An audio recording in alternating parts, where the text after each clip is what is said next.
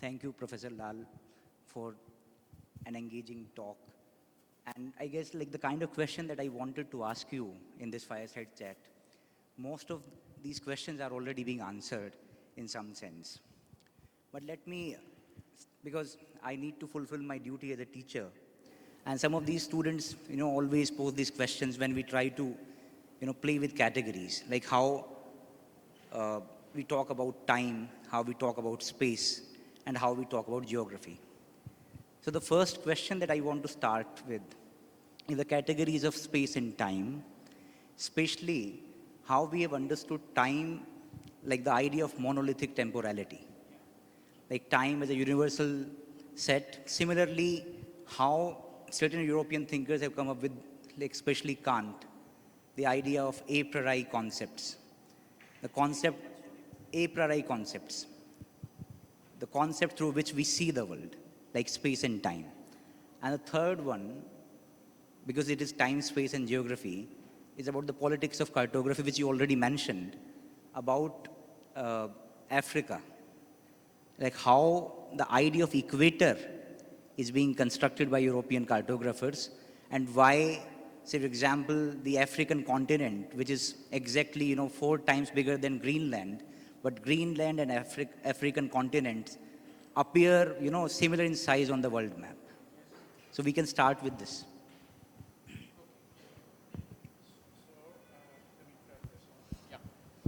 So I think that you will agree that to some extent, and I think you mentioned that yourself, to some extent I've sort of addressed this, both the question of spatiality and the question of temporality in different, slightly different ways.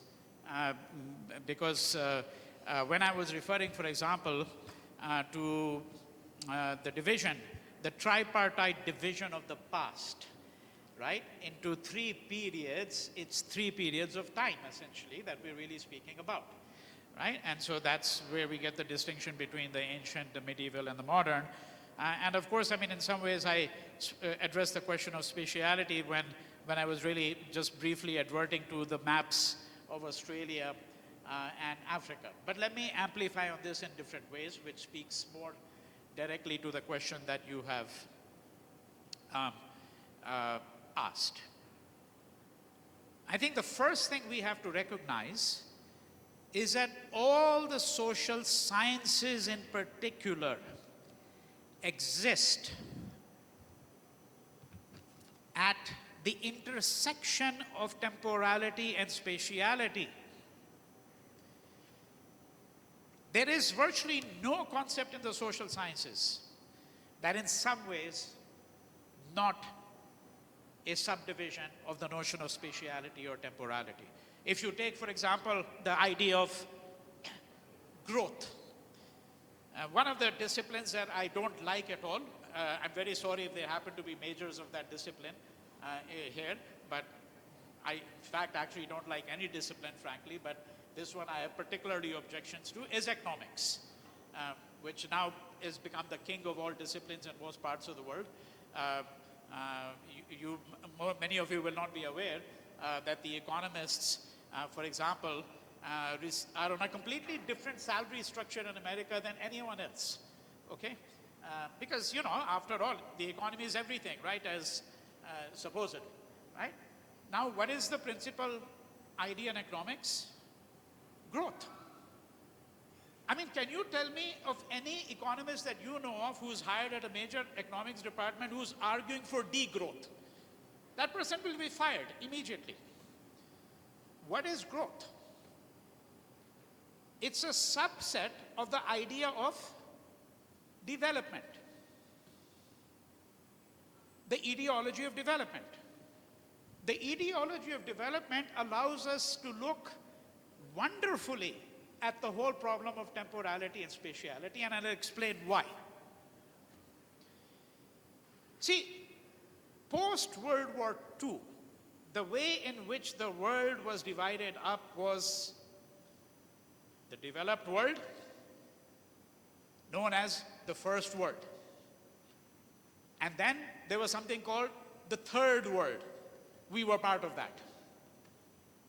Okay? Nobody nobody really talked much about the second world. That second world was, by the way, Eastern Europe. It was the countries behind the Iron Curtain, okay, as it used to be called, right? It was, and the third world was the developing world. Now, the set of thinkers I mentioned, especially in this case, Ashish Nandi, also Shiv Vishwanathan has done work on that, Veena Das, some others, but Ashish Nandi really laid the path for this fundamental critique, okay? And he has a very radical critique of this whole idea of development. Because what he wants to argue, of course, is that development basically became a genocidal concept.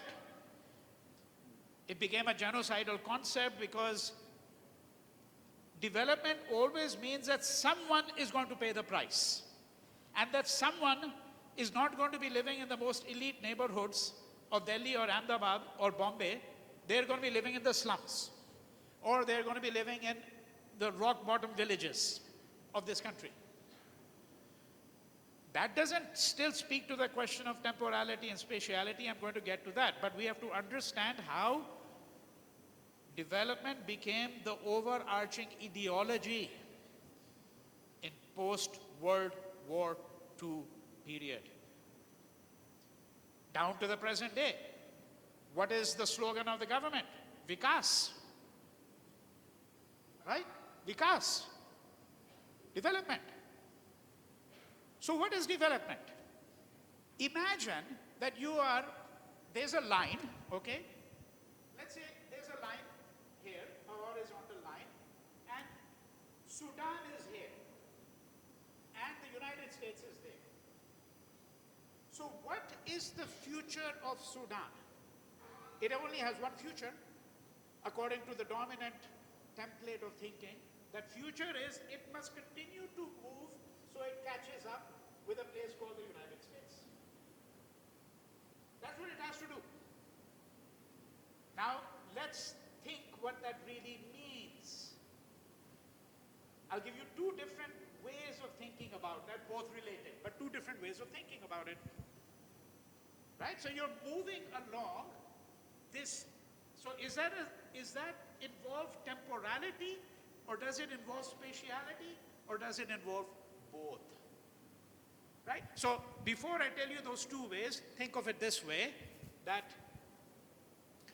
if I ask my students, as I often do, you know, what are the developed countries and what are the underdeveloped countries? They'll say, and I'll say, here, here's a map, and then they'll plot it out on a map, so to speak. I mean, it's too elementary, of course, but it's for the purposes of this intellectual exercise. So US, Japan, Australia, Western Europe, etc., that's all developed, okay? And so, because they're working with a map, they say it's a spatial idea. No. It's very important to see how we can translate concepts of spatiality into temporality, and how we can translate ideas of temporality into spatiality. Because it's really a temporal idea. It's an idea of temporality. Why? And that's where we go to the two languages in which I can express what's really involved here. One, that the future of Sudan is to live out someone else's history, not their history. Try to understand what I'm saying, right? Your only goal in life is to come to where the US is. You're living out their history, not your history. Of course, there's a minor problem here. It's more than a minor problem, but I'm going to call it a minor problem, which is the US is not going to just sit around there. It may continue moving further that way. It may continue moving further that way. But here's another way to think about it now, which is that Sudan's future or India's future is Europe's present. It's their present. That's where you, and once you get into future, past, present, you're getting into what? Into temporality. See? And of course, we have to understand that the present of Sudan is Europe's past. You know, when English travelers came to India, it's not often realized, particularly in the wake of the Industrial Revolution. For those of you who are students of literature and you've read English Romantic poetry, okay, and you've read the Lamentations of William Wordsworth, because what happened when the Industrial Revolution came about? It transformed the landscape. And you know, people who were used to thinking of England, yeah, badi pyari jagah hai, chote streams, small streams, ducks, you know, going, oh, it's so rural, so bucolic. You know, the Americans still love to go to Cotswolds. Okay, it's like the dream place. Everything is on such a, you know, human scale, right? Now, why? You know, one of the reasons they came to India, because they could, it was the place to experience what England used to be like. Before the landscape became completely marred, the soot and all of that. You see? So, right? So you see where I'm driving at. We have to understand how their notions of temporality and spatiality are deeply interconnected in thinking about these problems. true. That is why I, want to continue this. I want to highlight, the epistemological presuppositions of this intermingling of temporality and spatiality, especially in the work of Kant. Especially what? In the work of Immanuel Kant. Yeah. And that is why he invoked this idea of a priori concepts of space and time. Yes. So that you can universalize this. Yeah.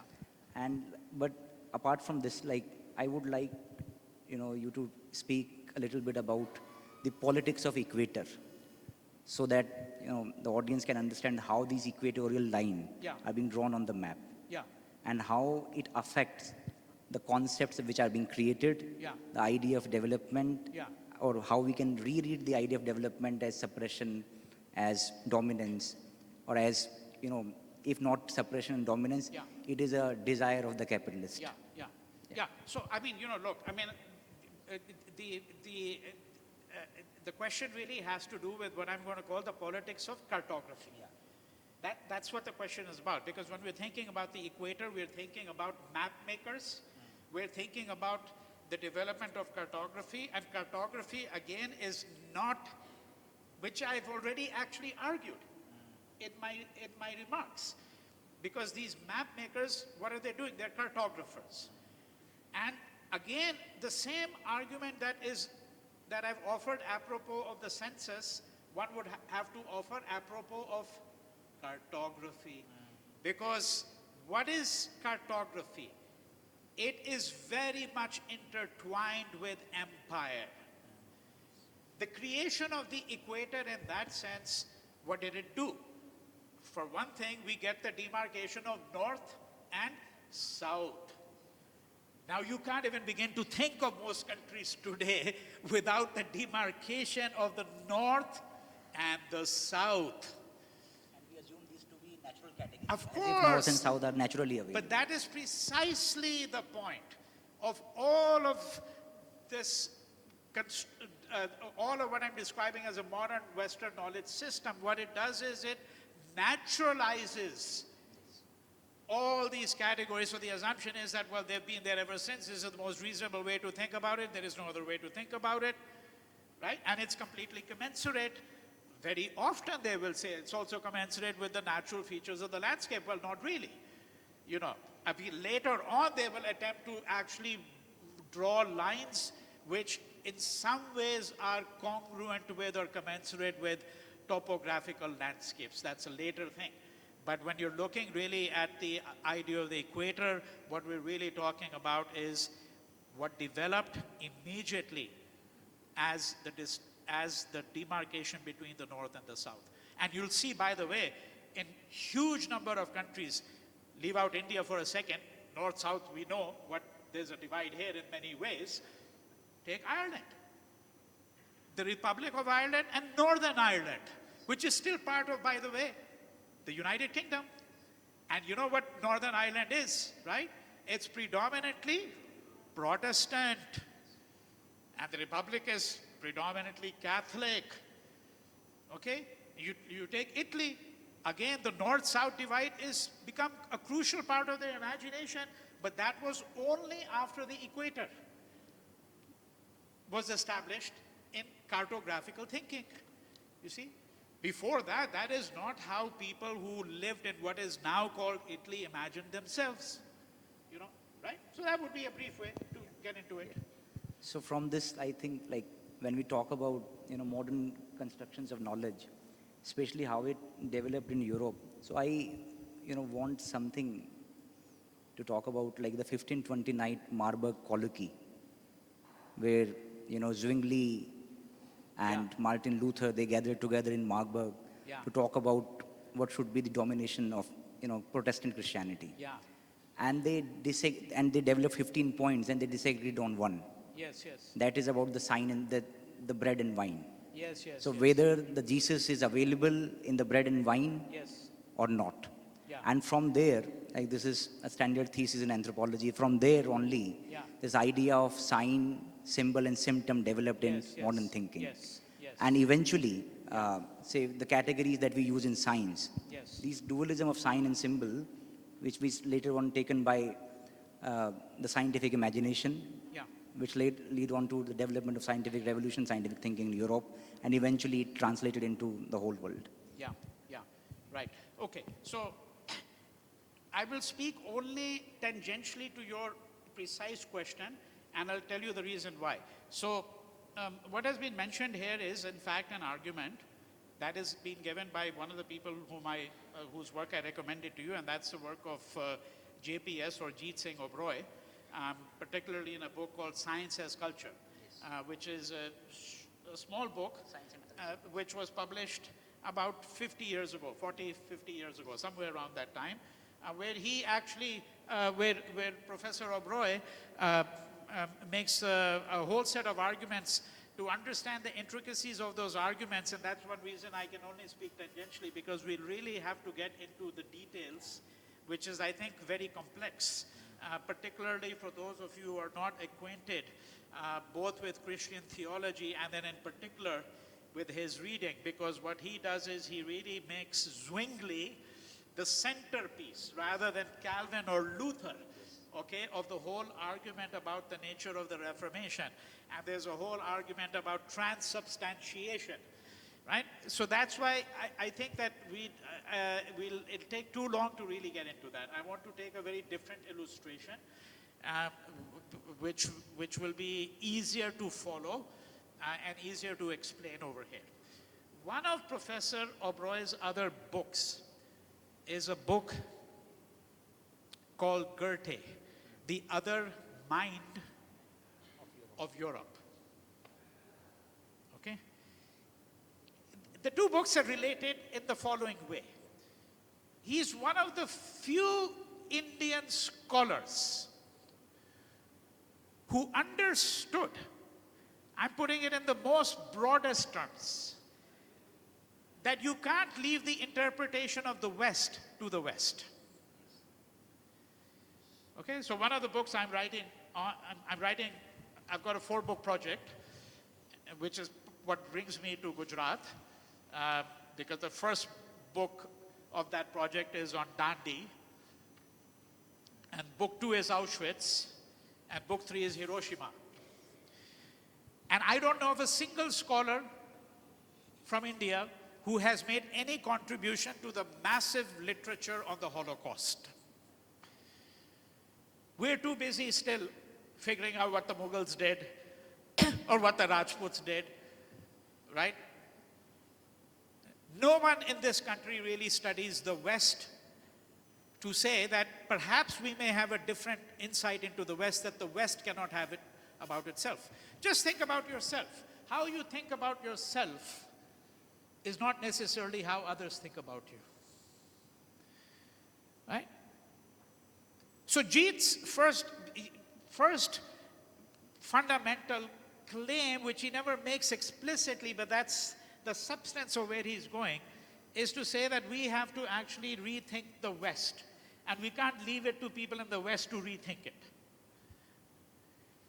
Because we come from a different vantage point. Okay? Now this book on Goethe is very important. It's very important because Goethe in some way is the most emblematic figure of what you might describe as a tradition of humanism in Western thought. And what is he known for to most people who are well read in any case?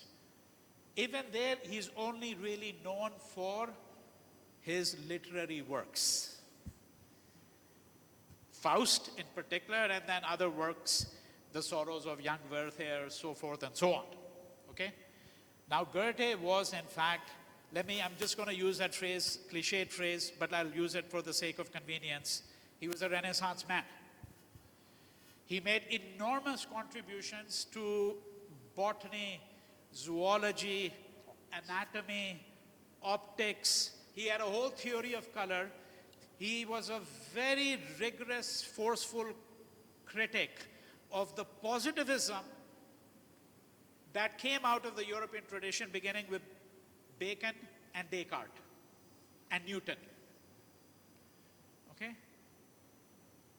All of that was completely marginalized. He had a theory of color which was completely different than Newton's interpretation. And Goethe was a very serious scientist, but his idea of science contradicted the dominant notion of science completely. So for example, there's this fantastic book which I reviewed actually 30 years ago on Goethe and the phenomenology of nature. Arthur Seaman is the co-editor of that book. Yeah? See, where he said, imagine that plants could speak, how would they describe themselves? Yeah?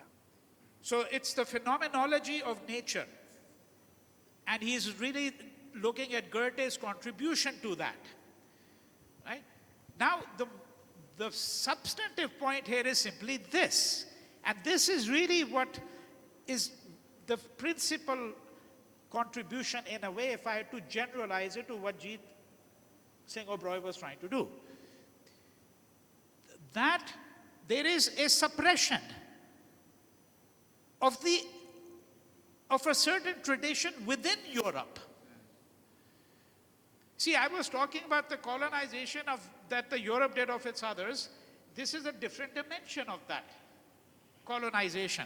It suppressed its own dissenting recessive traditions. And this, by the way, to move to a different plane, but it's important to mention it, this was one of the many things that is behind the genius of Mohandas Gandhi. Because you have to remember always that at the height of the anti-colonial struggle, Gandhi always had friends in the West. One of the reasons he had it is because he said there are other Wests. Other Wests. Look at the subtitle of Jeet's, Professor Uberoi's book, Goethe, the Other Mind of Europe. What did Gandhi do? He tapped onto the other mind of Europe. Okay? And here, pardon me if I just go on with this for one more minute, because I'm going to bring in a very interesting concept which has been totally misunderstood in this country, including virtually every scholar who works on Gandhi. And the idea is completely derided, it's completely rubbished. And I think it was one of Gandhi's most fundamental philosophical contributions. I'm talking about the idea of trusteeship.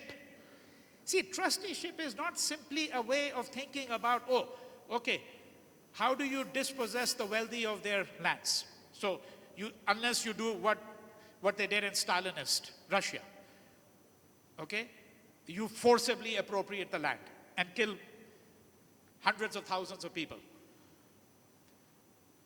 No, trusteeship is not simply about that. It's not simply about saying we have to teach the rich to be, okay, trustees of their wealth because the wealth really belongs to the poor.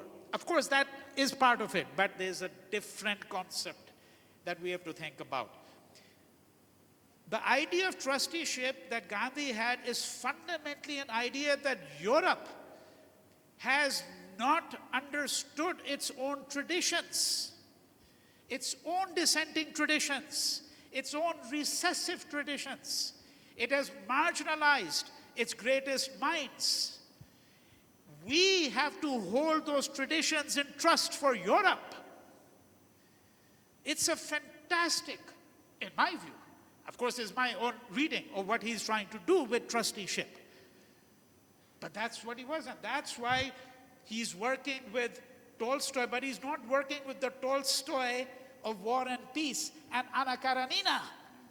He's working with the Tolstoy who is a radical Christian anarchist, because he's saying that Tolstoy actually represents, is one of the few living representatives today of the teachings of Jesus, which have nothing to do with the history of Christianity, nothing to do with the history of the church. And in that sense, he's saying, now it is up to us to hold these ideas in trust for Europe until it is mature enough to recognize its own intellectual traditions which were dissenting. You see? Yeah. So I guess we can open the forum for questions from students and the PhD scholars and faculty members. We can take 2-3 questions or whatever, like that. We have time for that. Like, yes. So,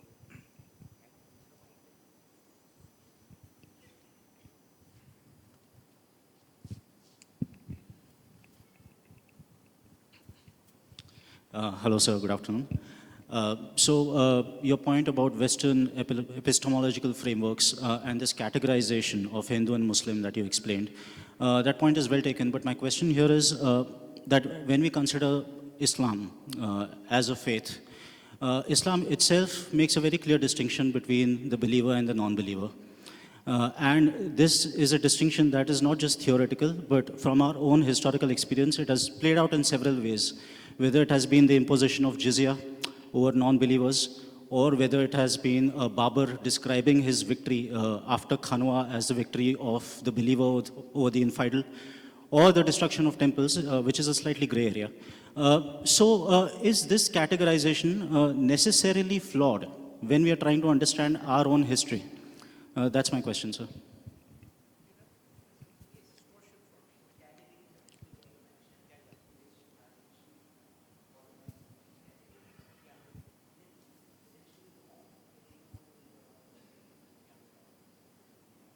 Yeah, is it essentially wrong? So let's say the tripartite division. Yes, I think I don't think it makes any sense, frankly. If we're trying to understand the nature of Indian history, the nature of the Indian past, and by the way, I have to say, first of all, that, I teach in a history department, but luckily, I have no degree in history. And fortuitously, I have no degree in history, because I fundamentally repudiate some of the presuppositions that historians work with, okay? And the reason I do so is precisely because a certain kind of template has been created which has transformed history into what is now the master science of our times. And I'll explain what I mean. And then I'll go back to the question. There is nothing worse you can do, no greater offense you can cause to a group of people than to tell them that they have no history. Right? Go to the Andamans, or go to Australia, go to a group of people who are Aboriginals. And by the way, there are over 100 Aboriginal languages in Australia. So I don't want to homogenize the Aboriginals, I'm just doing it for the sake of convenience. And all of these Aboriginal groups have their knowledge systems. All of them, okay? They have their own knowledge systems. And if you ever read Peter Worsley's book, called Knowledges. He has a whole description of the knowledge system of one Aboriginal group. How you classify things. So how do we classify objects, right? So he gets into that, and why it is that the Aboriginals were able to function in their own way perfectly well in that society. Okay? So if you think about what I'm saying here, what sense would it make to divide the history of the Aboriginals into ancient, medieval, and modern? Right? There, the objection might seem a little more coherent, because you might say, yeah, it doesn't really quite fit, because they don't really even have a written body of knowledge, for example, most of the Aboriginals, right? And of course, the tendency would be to think that, frankly, it's just one continuous past, that nothing has substantially changed, except when the European colonizer came there. And what happened when the European colonizer came there? They came into history. Okay, so that's what I meant when I said, yeah, I can't go and tell Aboriginal people that you don't really have a history. That's the worst possible offense that is possible. And this is what I mean when I say that history has now become the master science. Now let's look at your question more specifically with reference to India. So if you look at Gandhi, Gandhi had a profound engagement with what I call the mythos of Hinduism. He never believed in the idea of Hinduism as a religion of history. It's a religion of mythos. There's a real risk here, simply because the word myth has become totally degraded in the English language. Right? So when you say, if someone says something or you hear something on television, then you say it's a myth. Meaning, ye sab bakwas hai. It's all false. Well, that is not what the myth has meant. In all the civilizations that we know of, when you think of Greek myths, you don't make a distinction between what is true and what is false. The word of mythos means what? That we have to understand, and when I say that Hinduism, because your question is there a problem with using these categories in trying to understand our past, right? So when you look at Gandhi's engagement with the Mahabharata, he said very clearly, he said it doesn't matter a jot, an iota, whether Krishna was a historical person or not. What is the obsessiveness that we have today in India among Hindus? We're trying to demonstrate the historicity of Ram and Krishna. What is the whole Ram Janam Bhoomi movement about? It was saying that Ram was born in such and such place at such and such time on such and such spot. Ram Janam Sthan. When did we become so obsessed with this, thinking about Ram in this way? You tell me anybody in India before the 16th, 17th century even remotely thought in that way. Not at all. So there is a problem in thinking about our past through the categories and the templates that have come to us as a consequence of European colonization. That's the gist of it. Yeah. Have their buses around 1:10, 1:15. So we can take, I guess, one or two questions and others can stay back. Those who have their buses can leave at 1:10. But we can take certain questions prior to that. Are there any more questions from students or faculty members? There's a hand up there. Yes. In the last, yes, Kinjal. Or don't. So you mentioned about the idea of the other is created by power in some ways. In a time when identity is so policized, how do we make space for difference without turning it into another division of power? You know what the question was? I couldn't get it. I'm also sure. थोड़ा आगे Kinjal clear नहीं आ रही आवाज यहाँ तक. I may have to tell me that because I'm also a bit hard of hearing over distortion bhi aata hai. So Yeah, yeah. we have to. Just very brief. You mentioned about the idea of the other and how it is created by power. In a time when identity is so policized, how do we make space for the difference without turning it into another kind of division? So, space for because identities are policized in contemporary times. So how identities are policized. So how we can make space for without making it another. This is what you are asking. Yes. How can we make space for them without creating divisions. without creating divisions? Yeah. Well, I suppose a question about identity was inevitable because that's the nature of being in the modern world, right? That we all think about identities. See, let me begin with an aphorism that is my own aphorism. Okay? And that aphorism is simply this: that modern education has been devised to help students think about how they can derive their politics from their identity. In other words,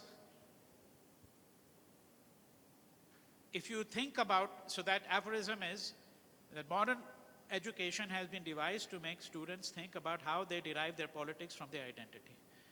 I think the purpose of modern education should be exactly the opposite. We should first know what our politics is, and then we move from there to identity. And I'll explain, and I think that will answer your question. See, what is identity?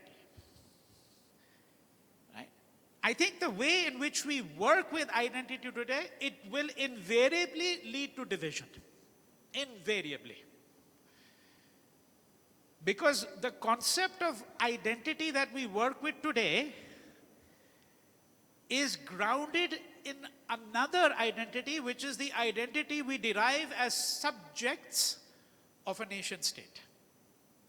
So, if somebody said, "Who am I?" So I'll say, okay, I'm a Hindu. Imagine I'm a Hindu, okay? A Hindu, male, Indian, Indian American, okay? Heterosexual. Let's supposing I revealed what my sexual, okay? Heterosexual, married, right? These are all the, what you might call primordial conceptions of identity. They're very primitive, actually, in my view. Unfortunately, we all work with those. That's, right? Now, we can add a layer to that. So if I was full of pride or thought of a little bit of myself, then I might say I'm an intellectual, so I describe myself as an intellectual, rather than letting someone else describe me, rather than letting Himanshu describe me, let's say as intellectual, because that would require some degree of modesty, right? But let's supposing I added that. But even that is still a primordial conception. It's a higher degree of a primordial conception. Okay? I think this is a tragic way to live in the world. We all live in that world that way, or vast majority of us. I think it's a tragic way to live in the world. I think we have to be first clear about our politics. By that I don't mean whether I vote for Congress or BJP or Bahujan Samaj Party or Rashtriya Janata Dal or one of the other 500 parties we have, some with 20 members, okay? I don't mean that. I don't mean that by politics. I mean precisely the politics of knowledge that I embrace. That's what I teach my students. Forget that you are a male, female, heterosexual, homosexual, gay, lesbian, whatever, queer, trans, cis, But then, all new vocabularies that have been invented in the last 10, 15 years. Forget about all of that. Because at the end of the day, if the trans and the cis and the, queer and the straight and the black and the white, they're all still thinking in the same knowledge system, I don't really care. What the color of their skin is and which flag they give their loyalty to, I think the first way to become a human being is to forget the flag. The nation state is the biggest disease in the world. But we are all asked to become subjects of the nation state and derive our identity from that nation state. No. Now, I'll give you a parable. It's a wonderful story. Thomas Mann, the great writer, wrote a little book called The Transposed Heads. All of you should read it. Because he got that idea by an Indian folk tale. Our folk tale literature is enormously rich. None of the people who talk about decoloniality, this and that, well, they never even mention any folk tales. It's all about, Vedas, which nobody reads, by the way. I don't know a single person who's ever read the Rig Veda, apart from a few Sanskrit scholars. Nobody reads the Rig Veda, frankly. Okay? Almost nobody. And it's not even meant to be read, incidentally. That's a different matter. That's why the Gita Press does not publish the Rig Veda. They publish all the Puranas, they publish the Mahabharata, the Ramayana, the Bhagavatam, because the Vedas are a Purusha.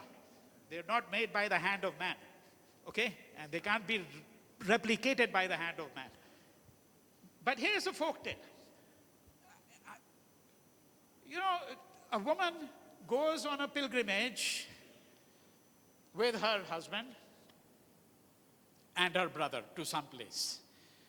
So they've been walking for 4 or 5 days. They reach a gufa, a cave. And they rest outside the cave. It's a cave with a large opening. Then finally the husband says, let me go inside and see what's there.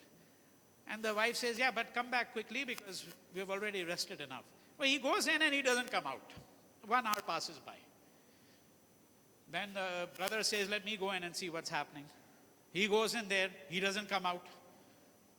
Another hour has gone by. So then she goes in. She goes in, and when she's finally inside the cave, she sees the image of the goddess, Bhavani. And she sees her husband and her brother, and they've been decapitated. They've been cut in half. And then she has a conversation with the goddess, and the goddess says, they were rude and disrespectful to me, this and that.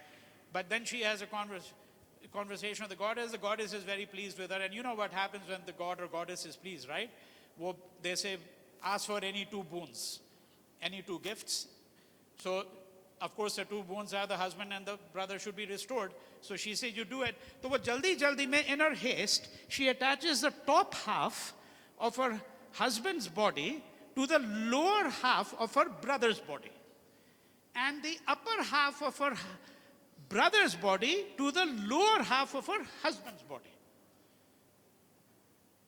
Now the question is, who's the husband and who's the brother? You tell me. It's a tale about identity. Who's the husband and who's the... Because both of them say, I'm the husband. Why? Because the husband has conjugal rights. Kuch to maza aayega na? If you have conjugal rights, neither of them says I'm the brother. What a fantastic... You see, that's what our tradition did. It played around with ideas. Because what is it? It's really a tale about what constitutes personal identity. It has nothing to do with the flag, with the race, whether you're a heterosexual, this, that, nothing to do with that. So that's the answer to your question. I think if we continue to think about identity, मैं गुजराती हूँ, मैं Indian हूँ, male हूँ, female हूँ, it's a dead end. There is no intellectual life possible with that way of thinking. So, Jitesh, can we take one more question or should we wind up? Okay, so because it is a time for the bus. I think we can wind up. I mean, we can take questions if you can stay back and you can ask your questions later on. Now, I guess we can finish the event for now. Thanks, Professor Vinay Lal, for the exciting conversation that we had with you. Over to Kaya. Good afternoon, everyone. It's my honor to deliver the vote of thanks on behalf of United World School of Liberal Arts and Mass Communication. First and foremost, I extend our heartfelt gratitude to Professor Vinay Lal. Sir, thank you for sharing your wisdom, your thoughts, and your time with us today. Your lecture has truly expanded our horizons and given us much to reflect upon. I would like to thank President Mr. Ritesh Hada, our Registrar, Dr. Tariq Ali Sayed. I would also like to thank our Dean, Professor Naveen Luthra, for his constant support and guidance. A special thank goes out to all our faculty members, especially Professor Himanshu Parcha and Mr. Jitesh Pandey. Their guidance and effort in building a vibrant academic environment, and to our students whose curiosity and enthusiasm makes gathering like this so meaningful. Finally, to everyone who helped in organizing today's event, thank you. Thank you all. Have a great day.